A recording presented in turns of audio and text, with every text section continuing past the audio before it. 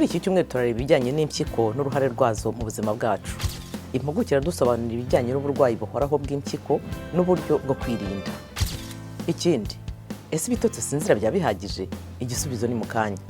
Turasariza ku bijyanye n'umuziki wifashishwa mu buvuzi ku bantu bakuze muri Nigeria. Ni ikiganiro Bungabunga Ubuzima mu gitegurirwa n'Ijwi ry'Amerika.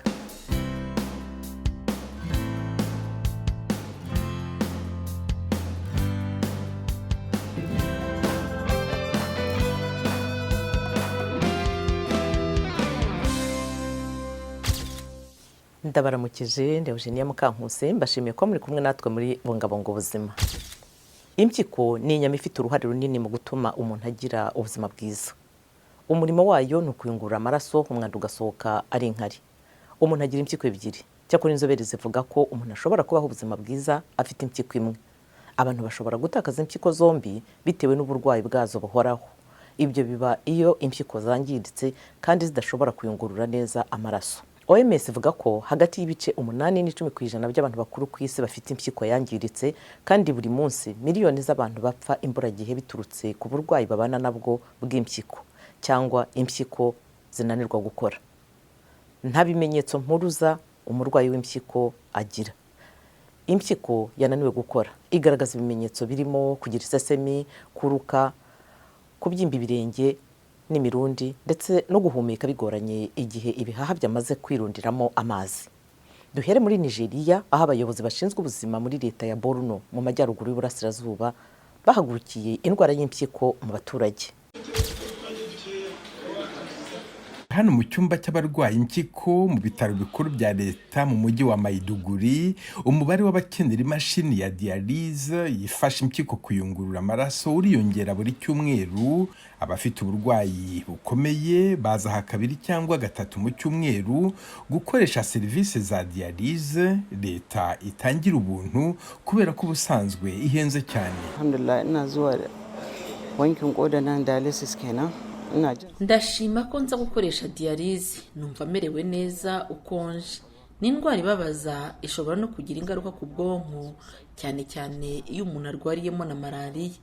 Mbere nabanje kwanga inama ya muganga yo kuza kuri dialyse, ariko aho mbyemereye ububabare bwaragabanutse cyane.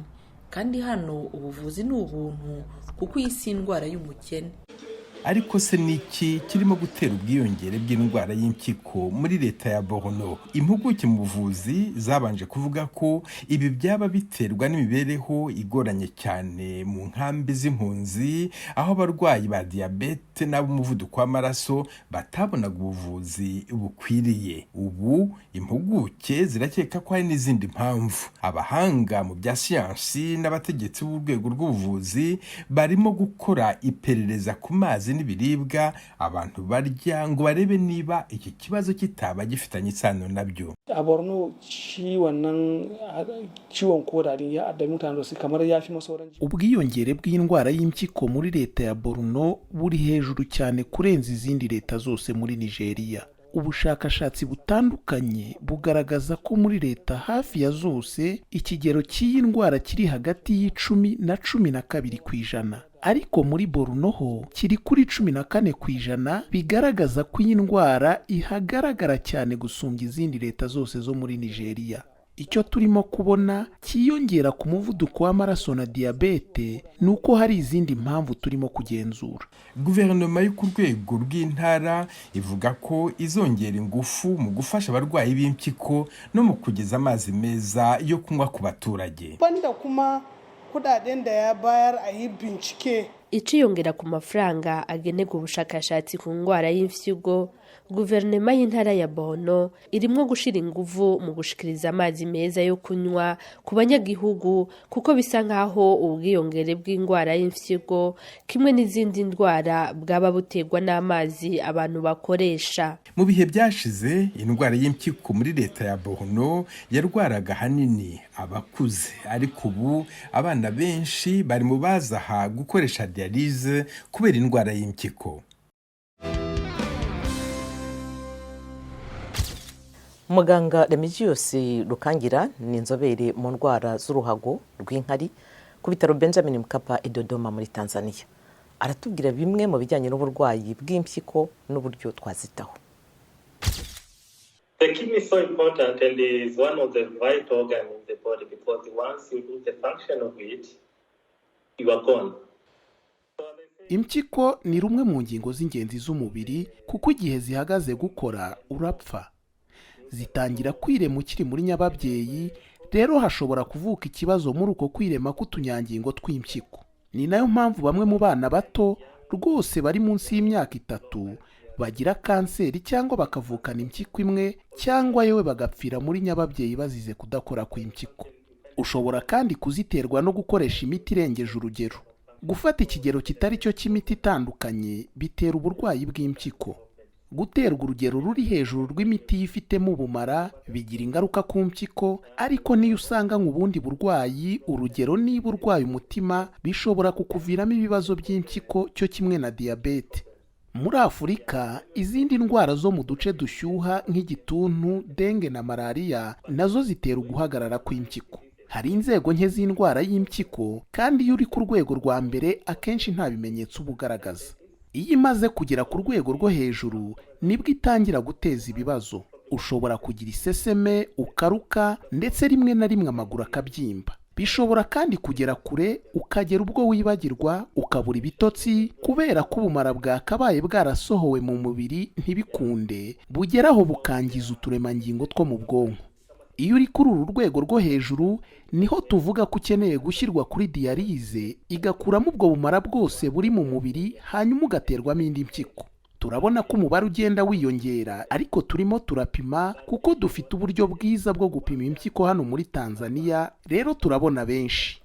Nahisemo kurinda impyiko zanjye ntarindiriye kuzabagwa nsimburizwa impyiko. Ngomba rero kwiga uburyo bwo gucunganwa n'utubumbe tuza mu mpyiko no kutuvanamo. Turanashishikariza abarwayi kurya neza no kunywa amazi menshi n'ibindi. Abantu bibagirwa kwisuzumisha indwara nk'impyiko, ariko mu gihe dusanze ari ikibazo turabasuzuma, hanyuma tukabaha amahirwe yo kugira ubuzima bwiza. Impuguke zivuga ko kudasinzira bihagije cyangwa se kubura ibitotsi bishobora gukururira ibibazo nk'ibyo kutabasha gutekereza neza, byongera uburakari bwa hato na hato, ibikezikezi mu maso, inziga z'umukara ku maso, bikanagabanya ubushobozi bw'ubwonko. None rero hakeneye ibitotsi bingana iki? Ikigo cy'ubuvuzi gifite icyicaro inaha muri Amerika, Mayo Clinic, gisanga hari ibintu umuntu agomba kwitaho, harimo umwimerere w'ibitotsi, ikijyanye no kubura ibitotsi, imyaka no gutwita. Ibyo bishingirwaho mu kumenya amasaha yo gusinzira umuntu akeneye.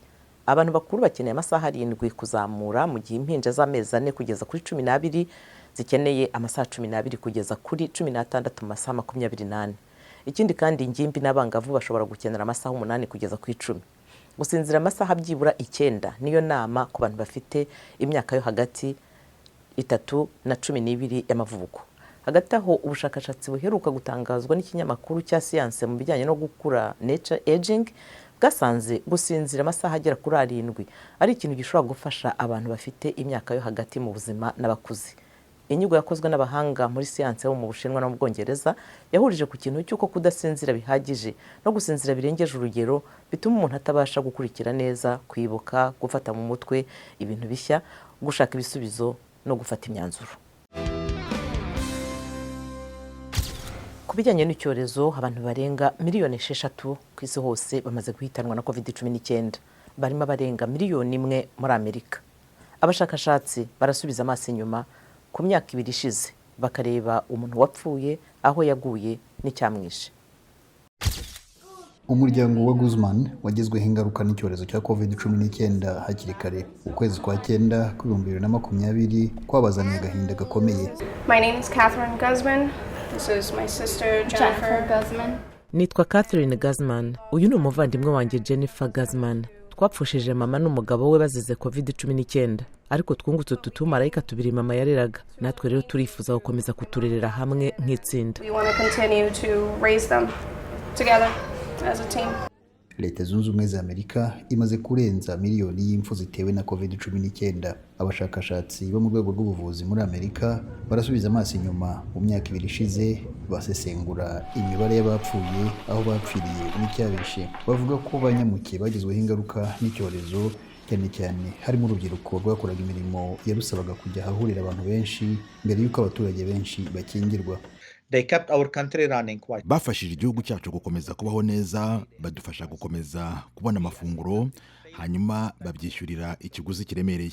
Mu minsi ya mbere ya COVID-19 muri Leta Zunze Ubumwe za Amerika abapfaga cyane nabo mu bice by'imijyi, hanyuma virusi iza gukwira no mu bice byinshi by'icyaro. Ibi kongeraho n'amakuru atari yo ku nkingo byatindije benshi kwikingiza, ariko impuguke mu buvuzi zishimangira ko ubwo bwoba bw'inkingo nta shingiro bwari bufite.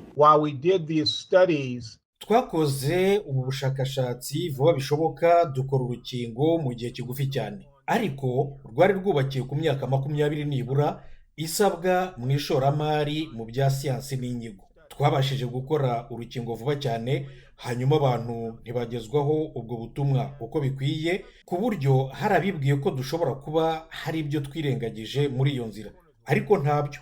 Abandi bahanga bo bavuga ko inzego z'ubuzima hirya no hino mu gihugu zitari ziteguye bihagije. Nta shiti ko turimo gusarura umusaruro w'imyaka myinshi twamaze tudashora bihagije mu buvuzi rusange, haba mu rwego rw'igihugu, urw'amareta, imijyi n'inzego z'ibanze, haba muri Amerika no ku isi yose. Abarenga miliyoni 15 bamaze guhitanwa na COVID-19.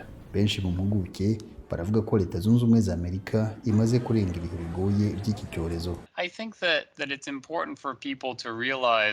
Nibwira ko ari ngombwa ko abantu bamenya ko mu gihe wikingije akenshi COVID-19 iba ari indwara yoroheje nk'izindi, ariko kandi turacyafite igice kinini cy'abaturage batarikingiza. Hagati y'ibice 60 na 70% by'abaturage bose ba Amerika bamaze gukingirwa COVID-19, kandi umubare ungana nk'uwo nawo wakirutse iyo ndwara bibaha ubudahangarwa. Ariko abahanga bavuga ko virusi igenda ikura inihinduranya. Inkingo zo gushimangira zirimo gutanga ubu zishobora kuzakomeza gukenerwa mu bihe biri imbere.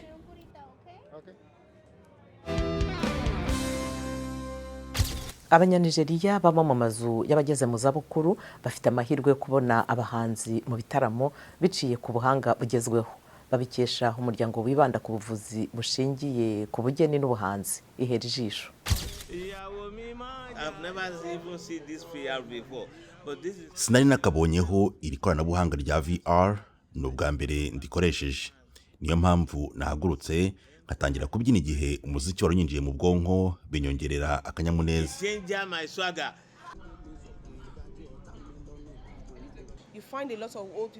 Usanga abantu benshi bashaje bazimira, hanyuma bakayoberwa inzira ibacyura. Dukeneye kwigisha abantu bakamenya ko aba bantu bakuze atari abarozi, kuba bafite imvi ntibibagira abarozi. Babayeho ubuzima, bigeze kubaho bato, bakora, bafite imbaraga nk'uko tumeze.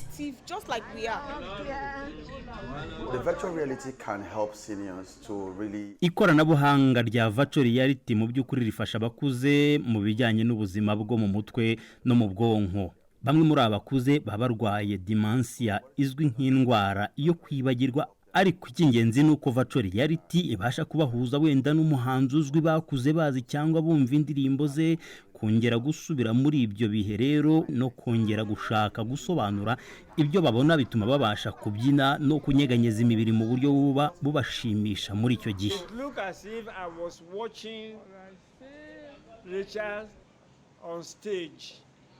Yewe birasa naho narebaga Ray Charles mu rubyiniro. Byamaye ibyishimo ntashobora kuzibagirwa.